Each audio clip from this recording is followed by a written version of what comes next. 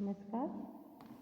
अब तक हमने 1919 के एक्ट के अंतर्गत जो पढ़ा था वह था केंद्रीय व्यवस्थापिका, उसमें विधानसभा और राज्यसभा के बारे में, और उसके बाद विधानमंडल के कार्यक्षेत्र के बारे में हमने चर्चा की थी।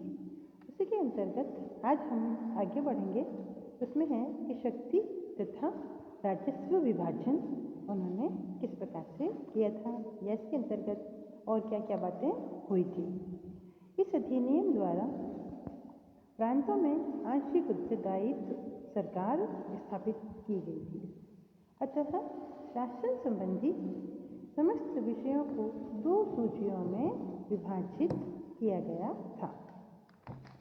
पहली थी केंद्रीय सूची और दूसरी थी प्रांतीय सूची। जो विषय इन दोनों सूचियों में सम्मिलित होने से रह गए थे वे केंद्रीय सरकार के अंतर्गत आ जाते थे। जिन विषयों के संबंध में संपूर्ण भारत अथवा एक से अधिक प्रांतों में समान कानून की आवश्यकता अनुभव की गई उन्हें केंद्रीय सूची में रखा गया और प्रांतीय हित के विषय प्रांतीय सूची में रखे गए। केंद्रीय सूची में 47 विषय थे, जैसे प्रतिरक्षा, विदेशों से संबंधित, देशी रियासतों से संबंधित और रेल, डाक, प्रतार, सिक्के तथा नोट, सैन्य संबंधी विषय, न्यायजनिक ऋण या हम यूँ कहें कि सार्वजनिक ऋण और दीवानी तथा फौजदारी कानून, सीमा शुल्क, रुई पर उत्पादन कर, नमक कर, आय कर इत्यादि। प्रांतीय सूची में 50 विषय रखे गए, जैसे स्थानीय स्वशासन, सार्वजनिक स्वास्थ्य तथा चिकित्सा, शिक्षा, सार्वजनिक निर्माण कार्य, पुलिस तथा जेल, वन, सिंचाई, अकाल राहत, कृषि भूमि कर, सहकारी संस्थाएं आदि।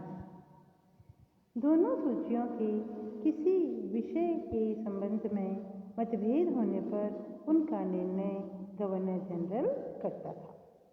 प्रशासनिक अधिकारों की भांति राजस्व के साधनों को भी दो भागों में विभाजित किया गया।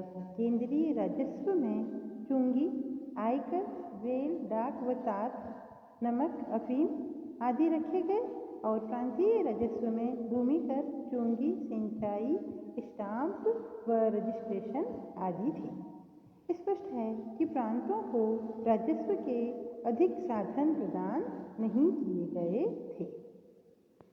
इस तरह हमारा जो दूसरा बिंदु था वह समाप्त हुआ और अब आता है तीसरा बिंदु और वह है प्रांतीय शासन। प्रांतीय शासन में क्या क्या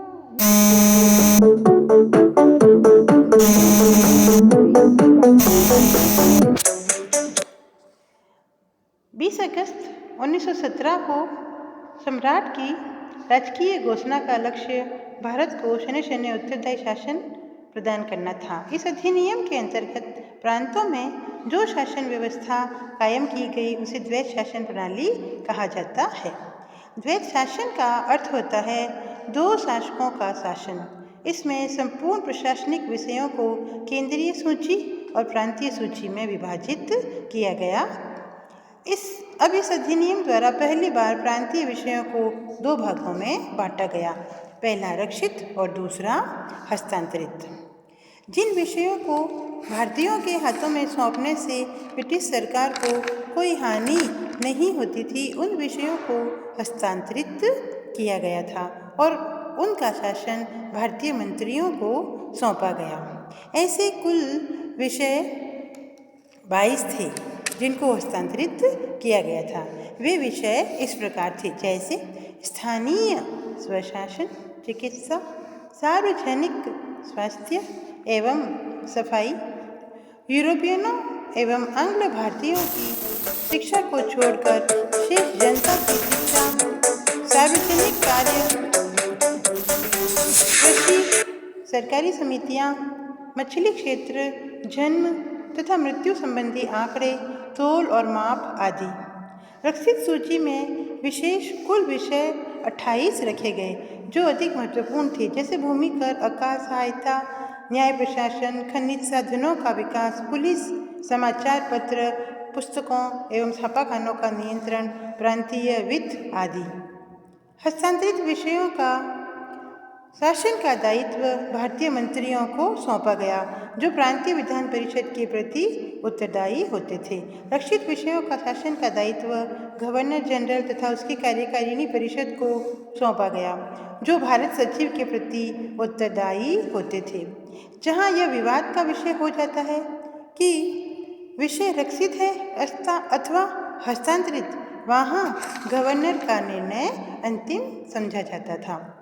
इस प्रकार हस्तांतरित विषयों के संबंध में केंद्रीय नियंत्रण में ढिलाई की गई। यह अपेक्षा की गई कि शासन के ये दोनों भाग, एक ओर गवर्नर तथा कार्यकारिणी परिषद और दूसरी ओर गवर्नर तथा मंत्रिमंडल, आपसी सहयोग से शासन संचालन का यह महत्वपूर्ण कार्य करेंगे। परंतु यह व्यवहार में संभव नहीं हुआ और फलतः यह द्वैध शासन व्यवस्था असफल हो गई। आज हम यहाँ तक की चर्चा करेंगे। अगले वीडियो में हम बताएंगे कि द्वैध शासन प्रणाली जो थी उसमें क्या दोष थे और उसकी असफलता के क्या कारण रहे होंगे।